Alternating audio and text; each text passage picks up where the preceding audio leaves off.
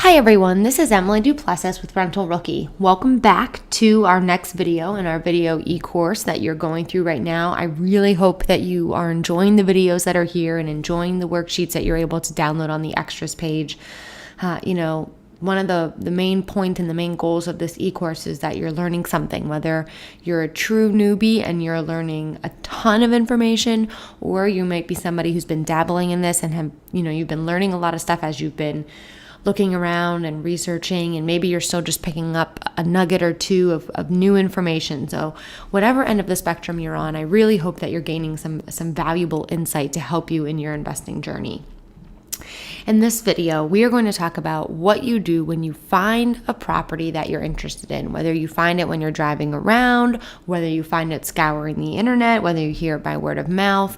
Some of us, myself included, I'm totally somebody who will do this and spend hours, minutes, maybe a couple evenings a week just scouring the internet looking for our next deal. And if you're just starting out, you might be doing that as well, but then you might find one that you're interested in, but then you're going, oh my goodness, I don't know what to do next. So that's what we're going to talk about in this particular video. So what our objectives are, I'm going to start off talking about the importance of having a pre-approval. Then we're going to talk about how important it is to run preliminary numbers and where that falls into the spectrum. Talking about making lists of questions and maybe what types of questions you want to ask whenever you are calling a realtor or a seller or a wholesaler, and then actually going and viewing the property. So those are the 4 things that we're going to be focusing on in our Great I Found a Property Now What video. All right, I've got to start off talking about the importance of a pre-approval. Now, first off, before I even get into the importance of it, what is a pre-approval, you might be wondering. If you've never ever bought a house at all, then a pre-approval is a letter from a loan officer indicating what you can actually qualify for with financing. So if you are sitting there listening to this and going, we're looking to buy an investment property, or I want to buy an investment property, and we're definitely going to have to get some sort of financing for it, then this is going to apply to you.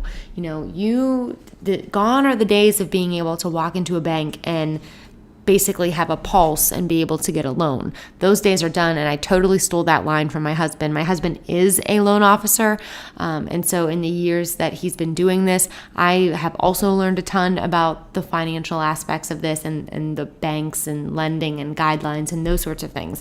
And he always uses that line about how back in the day you used to be able to have a pulse to get a loan, and that ship has sailed and that time has gone by the wayside.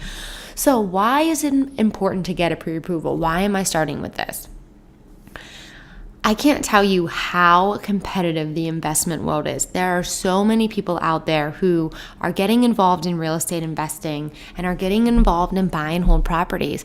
I can't tell you, over the last, maybe a year now, my husband and I have lost out on so many deals because it's been so competitive. And a lot of times we were losing out to cash buyers. We're not paying cash for things.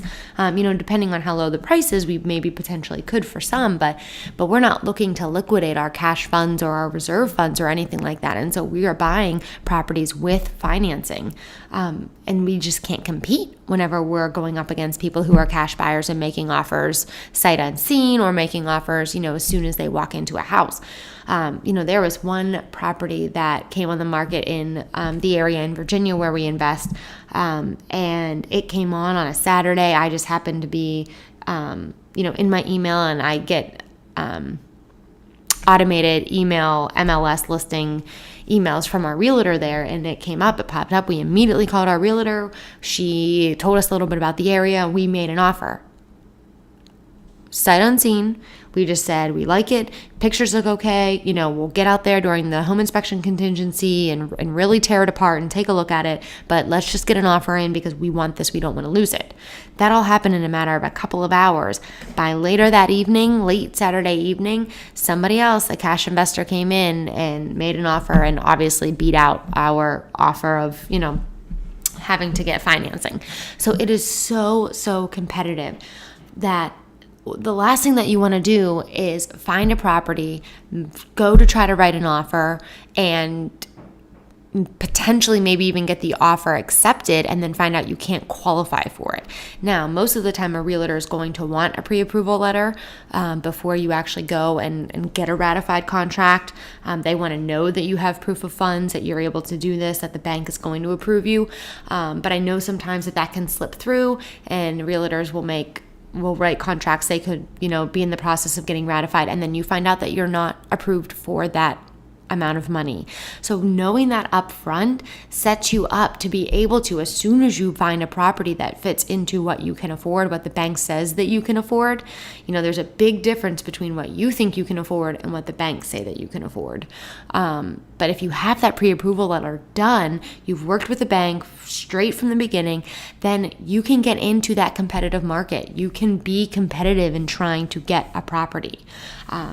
And you're not going to waste people's time. That's another thing. The last thing that you want to do is go through the whole song and dance, go look at a property, have a realtor take you to look at a property, or go look at a for sale by owner and have the seller, show you the property and so on and so forth, just to find out that you can't even qualify for it. You just wasted your time, and then you've wasted everybody's time.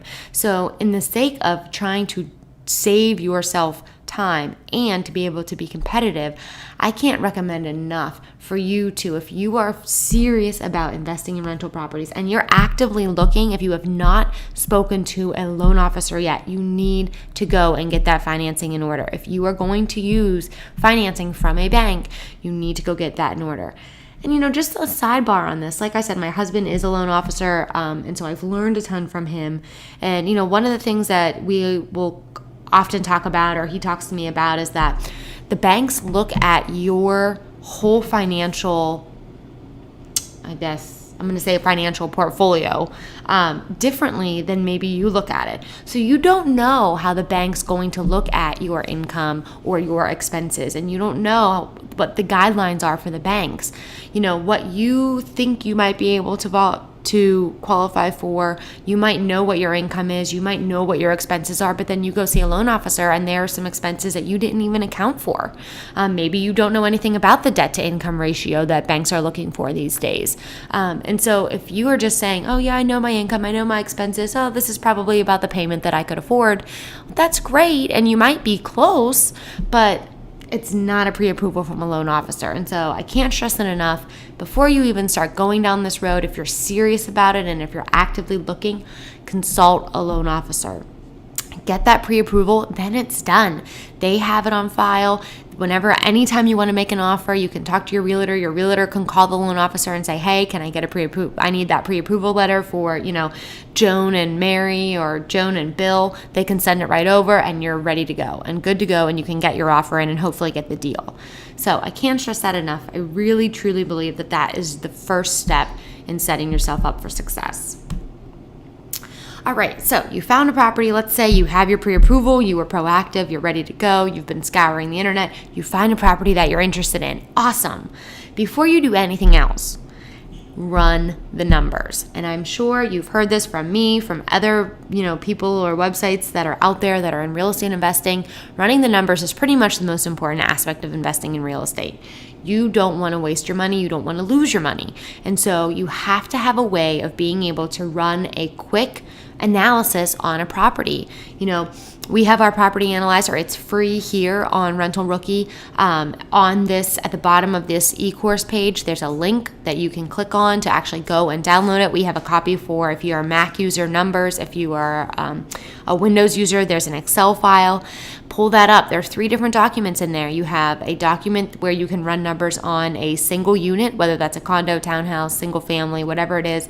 There's a multi-unit one in there where you can do, I think up to a 6 unit, I believe, is on there. And then there's also, if you're interested in student rentals, there's a spreadsheet in there where you can plug in numbers, because most of the time student rentals will rent by semester.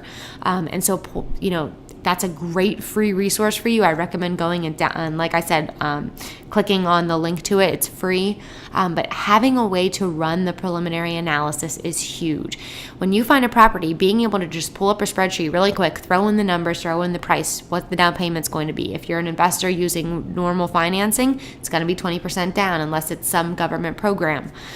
So being able to put in that having an idea of what interest rates are right now, throwing that in, having an idea of what potentially insurance might be, the taxes. You can usually find that on a listing, or if you dig around a little bit, you can find it on another website. And then checking out what rents are. If you can't run a proper analysis unless you know what the rent's going to be, because you can run an analysis and find out, what your payment's going to be, but that's only a piece of the puzzle. You want to know, okay, what's the rent going to be able to be, and then what am I going to get? Am I going to get cash flow?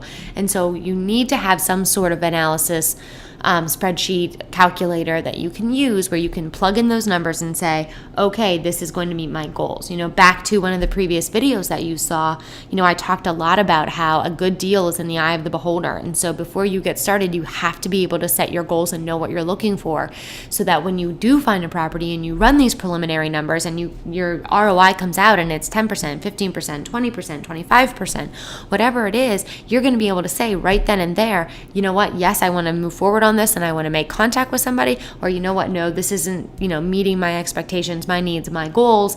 I'm going to keep looking. But this, again, saves you time. It's saving a realtor, a seller, a wholesaler time, because you're not just jumping on and calling somebody without actually taking a look and seeing if this is going to be profitable for you. So once you find a property, run preliminary numbers. If it works, if it does work and it meets your goals and your needs, the next step's going to be making contact. If it doesn't, then keep on looking. All right, do a little research. Okay, and I mentioned this on another video as well, that when you're looking at a property online on a particular website, they might not give you all of the detailed information that you need to run that preliminary analysis. So you may have to pull up another listing site, or throw in the address in Google and try to find it listed on another site and pull that up, just to check and see maybe one. And I know I used this before, but a lot of times realtor.com does not list property taxes. Redfin.com does list property taxes. So if I find a property on realtor.com, if I'm going to run an analysis, I quickly pull up Redfin and I grab the property taxes off of there and I plug it into my property analyzer. The other thing that I want to mention, and I mentioned it before, is that you can also check for discrepancies. So if you're looking at a couple of websites and comparing the same property, you'll be able to see if if all the information is valid, or if maybe there's some discrepancies that then you can put on your list of questions to ask the contact whenever you contact them. All right, make a list of questions. Before you call, think about some of the things that you want to know about the property. That way, when you actually make the call or the email or however you're going to get a hold of the point of contact for that property, that you have almost like a script that you can just quickly rattle off and find out information about the property. So some of the questions, some of the things that you might think about might be, is the property even still available? Sometimes when you're looking online, some of those websites aren't all that updated. So I always start off by saying, is your property still available? Is it currently occupied as a rental? Is there an owner occupant in there? If it is a rental, what's it rented for? Another quick question that I usually will take a look at is I'll look and see how many days the property's been on the market. If it's been on the market for 60 plus days, I'm going to ask, why has it been on the market so long? Has there been traffic? Have there been offers? How serious have the offers been? What's the holdup? Where are people having issues?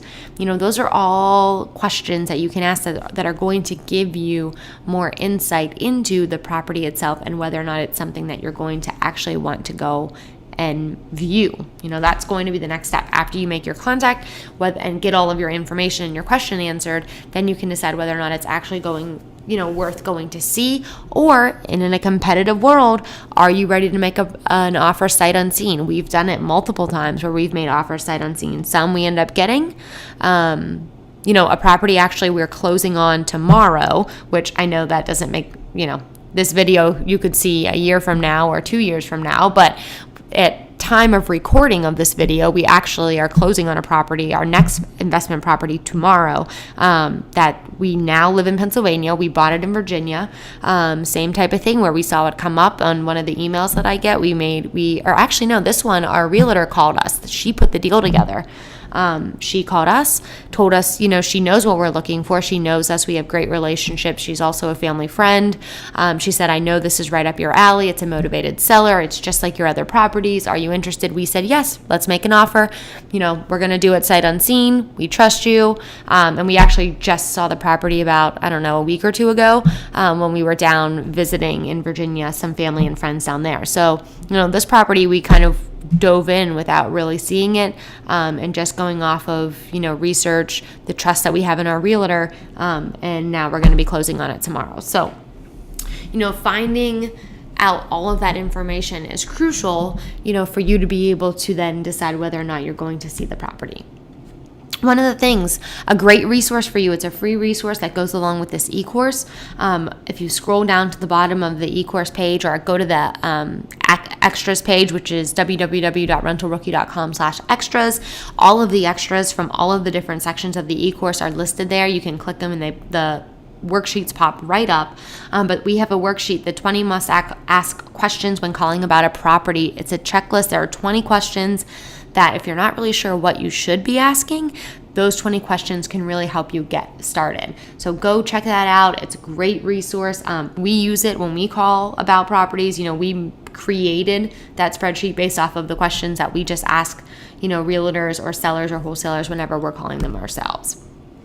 All right, so you have your pre-approval, you found your property, you ran your preliminary numbers, they look good, you made your list of questions, you made contact, you found out more information about the property, you're getting excited, your blood's boiling, your heart's racing, you're thinking this might be it.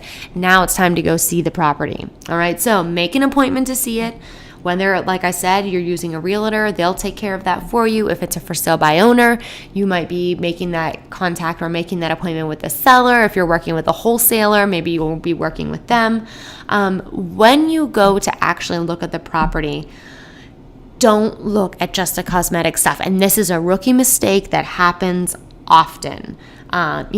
If you're just starting off, you walk into a property and you're looking at the cosmetics, you're looking at the paint or the paint color or the condition of the paint. Are there marks on the wall? You look at the floors. How's the carpet? Does it need to be replaced? Some of those things. And you have to look at those things. Absolutely, because they're going to weigh into if you're going to be doing any kind of renos. But I can't stress enough the things that you don't want to overlook. And I often refer to these as kind of the skeleton of the property.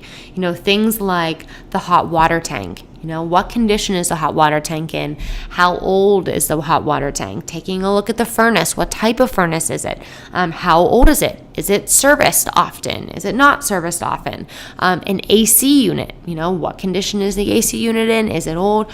Taking a look at those things. The roof, the windows. Those are your skeleton features of a property. And you know what? Those skeleton features are the features that are going to burn a hole in your pocket if they go bad. Paint, carpet, those sorts of things, really, when we're comparing them to some of these other features or some of these other items in a property, it's like comparing apples to oranges, because those sorts of things, the cosmetic issues, those can be taken care of, if you want to spend a lot of money, you can, but you can also do it very cheaply. These sorts of things, roof, windows, furnace, hot water tank, those things are expensive and they're going to eat into your cash flow, and we want to make money. We don't want to have to sell or to pay money. So I can't stress enough, as a rookie investor, when you're going to look at a property, make sure that you're looking at those sorts of things. One of the things that we've done, we've bought two of the properties that we bought. When we went in, we knew that some of the things that were in the property were old. Some of the skeletal things, the AC unit, the furnace, washer, dryer, some of those things, we knew that they were pretty bad and that they probably were not going to last that much longer. So one of the things that we worked into our deal and our contract was getting a home warranty. And luckily enough, in one of our units probably about 6 to 8 months ago, we were in the process of getting new tenants. We went in and did some renos that we had been planning on doing. Our AC unit was pretty much going. We called the home warranty, had our trade call put in. They came, checked it out, said we needed it replaced, made the recommendation.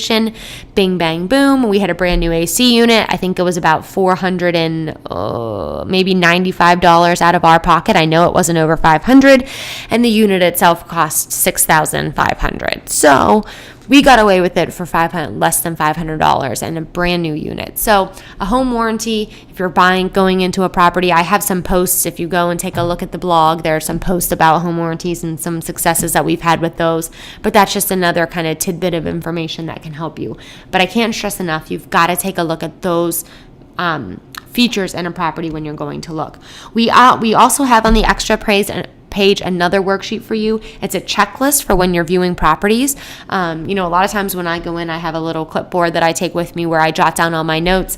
Here's a checklist that has a list of all of those skeletal things for you to look at. So as you're walking in, you can have that checklist right in front of you. You can jot down notes, jot down how old things are, jot down if things are serviced, all kinds of notes that you can keep, and that way it's all in one place, and you've got a nice long laundry list of things that you should make sure that you look at so that you don't forget. All right, so here we are at the end of the video. Quick recap, right? You want to always start off in your investing, if you're serious about it, with a pre-approval letter. See a loan officer if you haven't done that yet. After that, once you find a property, you want to run the numbers. Make sure that it makes sense. Make sure that it works and it meets your goals. After that, you want to make your list of questions. Check out our free worksheet about the 20 must-ask questions when you call or make contact. Make those list of questions. Check out different websites looking at the same property listing. After that, make your contact. Ask your questions. Make your appointment if you're still interested. And then it's all history from there.